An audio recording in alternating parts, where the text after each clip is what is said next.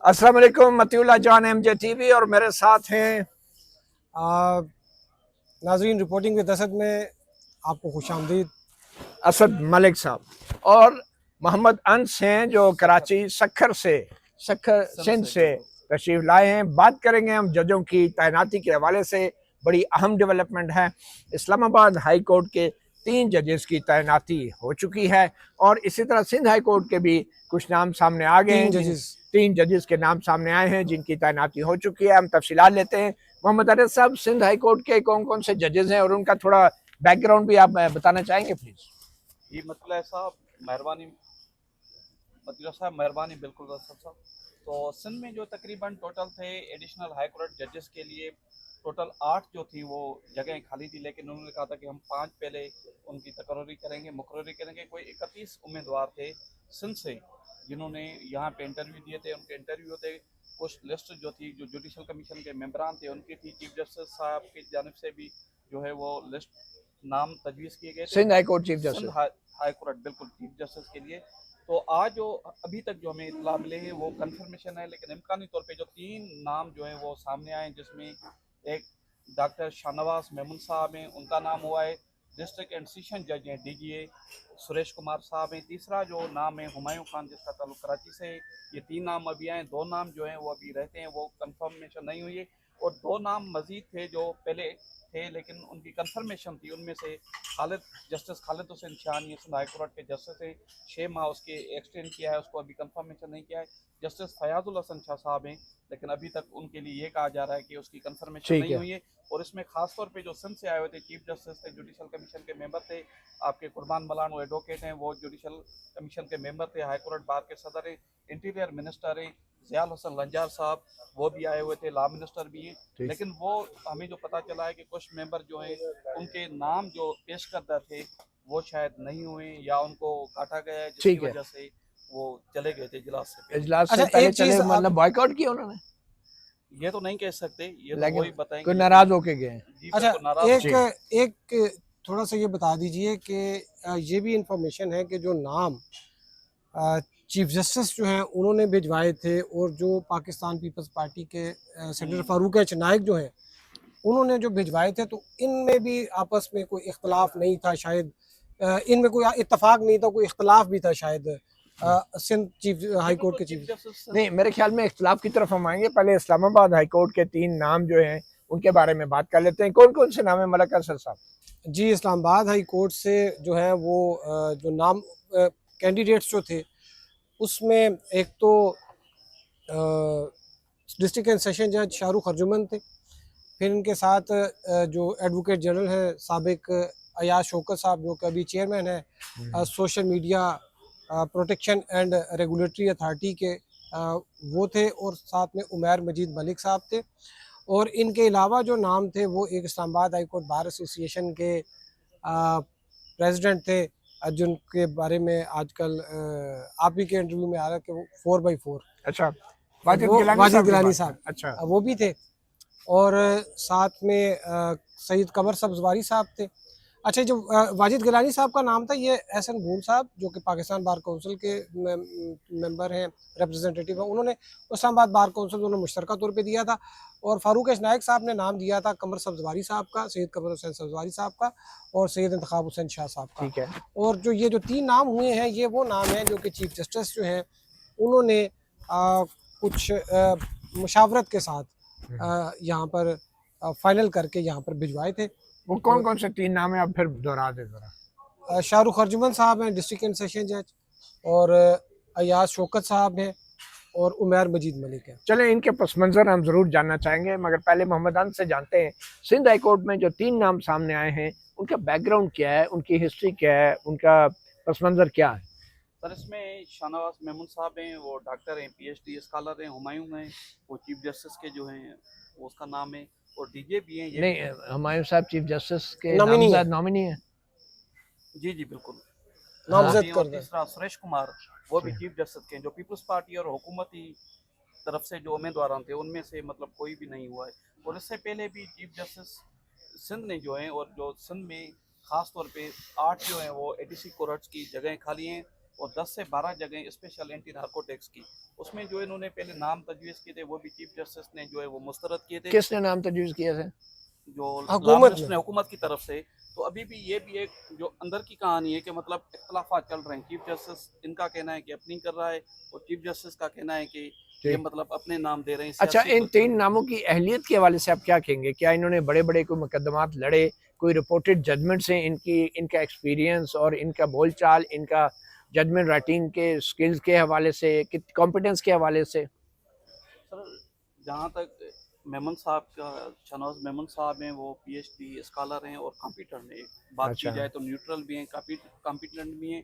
और सुरेश साहब हैं, वो भी अच्छे डीजे हैं यहाँ पे।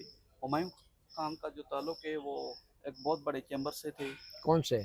कराची का एक बहुत बड़ा नहीं, चैम्बर वो है। खुफिया तो नहीं होगा ना, उसमें तो कोई ऐसी बात नहीं किसी अभी एक, वो इंडिपेंडेंट है तो इसीलिए नहीं कहते। पहली नहीं, मरतबा इनका एसोसिएट नाम था किसके वो नहीं साथ? हुआ था। किसके साथ थे वो एसोसिएट? कराची के कौन से चैम्बर था? नहीं, पुराना माजी की बात है, इसमें बस क्या वो है? थे, अच्छा, पुराना थे। जी जी, अच्छा, वो चलो अभी ठीक नहीं है, है। ठीक है, बहुत वो हसास वो चैम्बर है, कोई वो भी चीफ जस्टिस रह चुके हैं, तो इस वजह से हम आगे नहीं जाते। अच्छा, सिंध हाई कोर्ट के चीफ जी जस्टिस। जी बिल्कुल। तो अच्छा, इस वजह से जो अभी भी सिंध में 12 स्पेशल नार्कोटिक्स जो अदालतें कायम की गई हैं, 6 माह से 8 माह हो चुके हैं, वहाँ पे कोई भी जज अभी तक तैनात नहीं हो रहा है स्ट्रसल की वजह से। 8 से 10 एटीसी कोरट इंसदाद दहशतगर्दी की अदालतें वो खाली पड़ी हुई हैं, कोई भी जज नहीं है वहाँ पे। किस वजह से? किस वजह से? आपस में नहीं बन रही। हुकूमत के साथ नहीं बन रहे? हुकूमत के साथ नहीं बन रही। Chief justice Sindh high court कौन है?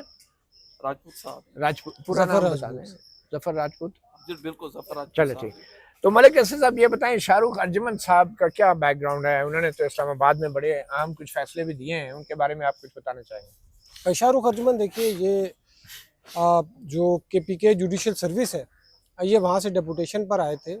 सीनियर सिविल जज थे इस्लामाबाद हाई कोर्ट में जब बनी थी दोबारा, तो 2011-12 में जो है ये आ गए थे। फिर यहाँ पे ये एडिशनल सेशन जज बने, फिर सेशन जज बन गए। और इनके जो है मर्डर रेफरेंसेस, मर्डर के जो ट्रायल है इन्होंने काफ़ी चलाए। अभी इस वक्त ये स्पेशल जज सेंट्रल 1 जो है वो अदालत ये प्रिजाइड करते थे। ये एडिशनल ये सेशन जज ईस्ट भी रहे हैं। और इमरान खान का जो मुकदमा है, जो तोशाखाना 2 केस जो है, उसमें इमरान खान को उन्होंने सज़ा भी सुनाई थी। ठीक है, वो सजा सुनाई थी। जी जी। अच्छा, तो आपके ख्याल में ये काफ़ी थी?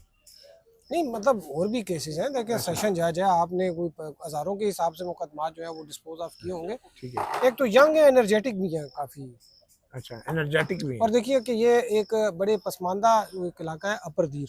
अच्छा, वहाँ से हमारे दोस्त मुबारक ज़ेब भी ये हाँ। है, ये तो अपर दीर। अपर दीर के ना। लोअर दीर से भी होगा कोई? नहीं, लोअर दीर के तो नहीं है, मतलब लोअर दीर के साथ तो स्वाद भी, लेकिन अपर दीर जो है ना, ये गालिबन उसके इलाके से पहले जज होंगे। चलें ठीक। अब ये बताएं कि ये एडवोकेट उमैर मलिक जो है, उनके बारे में कुछ बताएं। उमैर मजीद मलिक जो है ये एक प्रोफेशनल लॉयर है।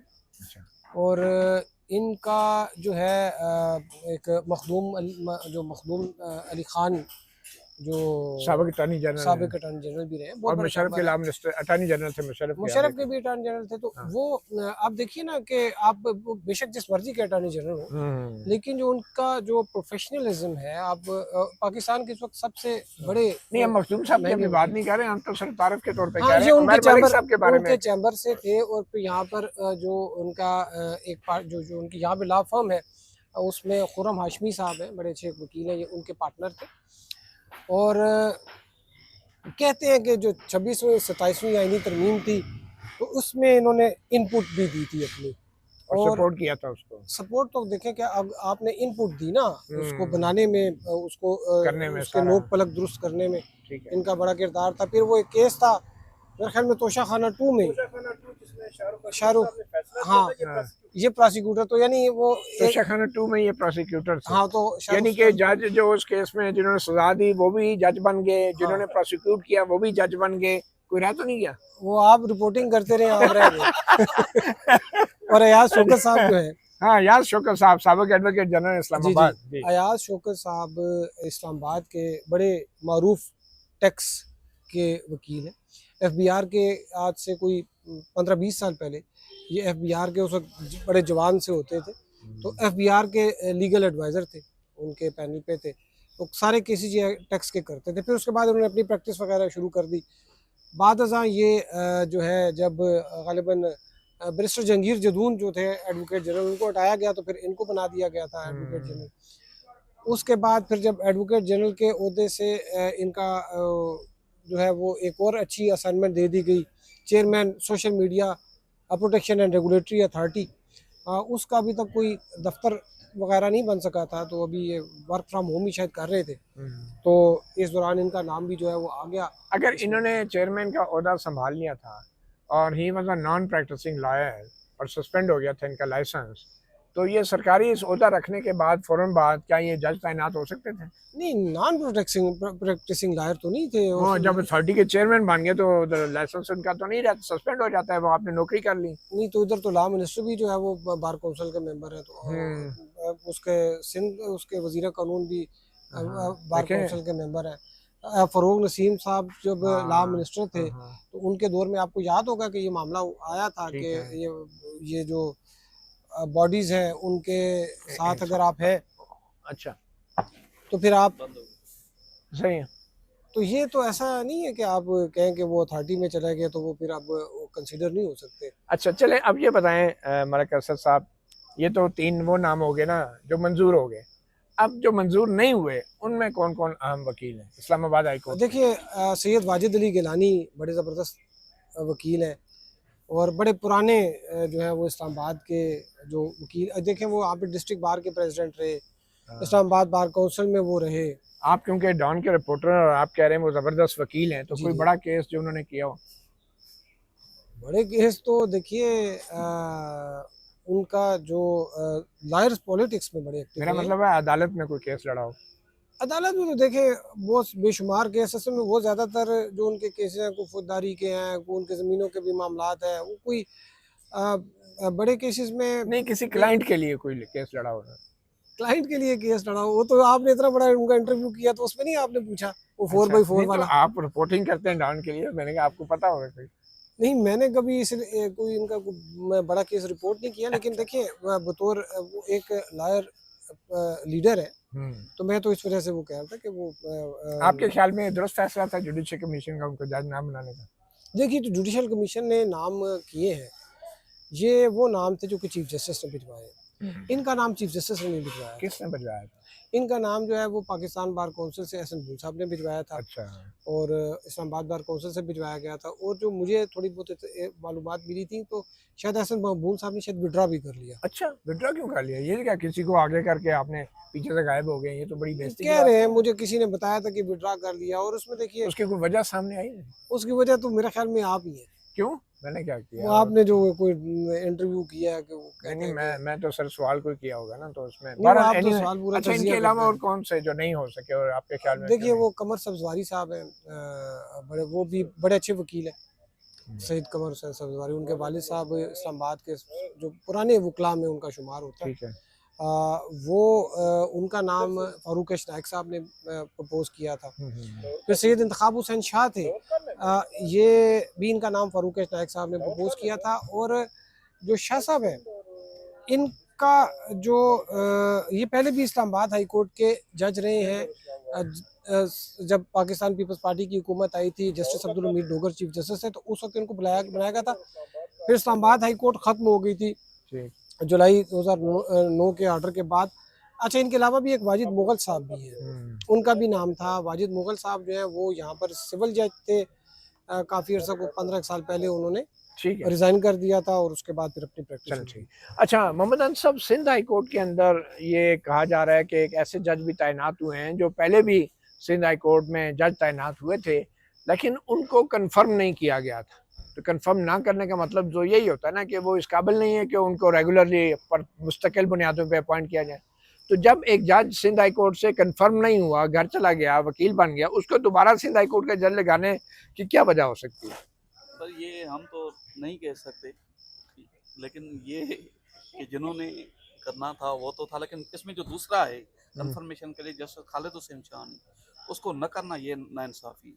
क्योंकि वो सखर बेंच में रहे हैं, हमने उसके फैसले सुने भी हैं, पढ़े भी हैं। उनको Judgment कंफर्म नहीं किया गया। उनको इस मरतबा भी अभी पता चला है कि 6 माह एक्सटेंड किए हैं, हाँ। लेकिन उसको कंफर्म न करना भी ये ना इंसाफी। उसके लिए कहूँगा जो दूसरा आप जो बात कर रहे हैं जस्टिस सयादुल हसन की, जी जी। उसके मुतालिक इतनी इंफॉर्मेशन नहीं है आगे में, मतलब नहीं, ये भी लास्ट नहीं कर रहा। लेकिन अभी जो उम्मीदवार थे जिनमें नाम नहीं हुए सखर से, जिनका ताल्लुक है डिवीजन से, हाँ, हाँ। उनका थोड़ा मैं तारुफ कराता जाऊँ। जिस तरह Ali Raza Baloch additional advocate general Sindh Sukkur, वो हाई कोर्ट बेंच में यहाँ पे कॉन्स्टिट्यूशनल बेंच है, वहाँ पे भी। उसके अलावा अली गुल अब्बासी साहब, उसका नाम भी जो है वो फाइनल नहीं हुआ, वो भी पीएचडी स्कॉलर हैं, 6 सुप्रीम कोर्ट के वकील हैं। वो ये भी पीएचडी सिंध में माशाल्लाह से बहुत से वकील पीएचडी करते हैं। ये कौन सी यूनिवर्सिटी से करते हैं?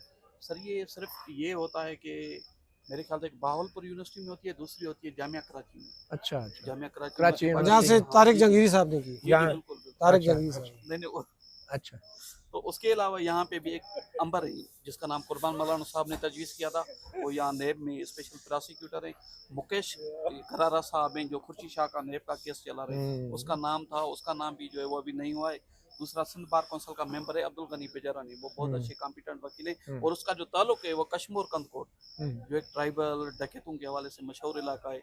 हम चाह रहे थे अगर वो भी हो जाए तो उस हवाले से ज़मीनी हकीकतें, जिस तरह कराची के लोग आके जज आके लाड़काना या ये बेंच में बैठते हैं सखर में, तो मेरे ख्याल से उनसे उन्हीं इलाकों में से अगर होते तो वो बेहतर होता, बजाय ट्रांसफ़र करने के। इससे पहले तो इनका ये वहाँ पे तो फिर एक वो एक मैं बात ये कर रहा हूँ, इनका पहले ये था कि ये सिंध में अगर जो हाई कोर्ट की जजेस 8 खाली हैं तो हम ऐसे करते हैं कि इस्लामाबाद और पंजाब लाहौर से मतलब हम ट्रांसफ़र करते हैं। पहले तो इनका ये था, फिर बाद में इनका जो इजलास हुआ था उनमें इन्होंने ये कहा था कि ट्रांसफ़र वो शामिल नहीं होगा, जो खाली जगह हैं वो पुर की जाएंगी, जिसमें के और लाहौर ने भी मतलब इजलास में।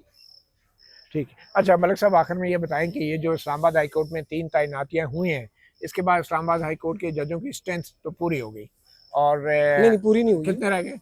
अभी भी देखिए मेरे ख्याल में 3 वैकेंसीज, अभी 3 वैकेंसीज जो है वो भी हैं, बाय ट्रांसफर होंगी वो जो बाय ट्रांसफ़र जो होनी है, अच्छा। तो वो अभी है। उसमें भी ये देख रहे हैं कि शायद अगर कोई इस तरह की अपॉर्चुनिटी बनती है तो कोई उसकी जगह फ्रेश अपॉइंटमेंट हो जाए। लेकिन फ़िलहाल वो जो जुडिशल कमीशन का जो आखिरी जो फैसला हुआ था, फैसला था, उसके मुताबिक वो बाय ट्रांसफ़र भी होंगी। हो सकता है कोई दिसंबर में एक आधी और निकल है, दिसंबर में एक आध शायद और निकला है। कोई तो रिजाइन रिज़ाइन कर कर रहा जाए। है? कौन रिजाइन कर रहा है? पता नहीं, वो कुछ सुनते हैं कोई शायद वो रिज़ाइन कर जाए। आपने तो काफी अरसे से रिजाइन करवा दिया बहुत से लोगों को।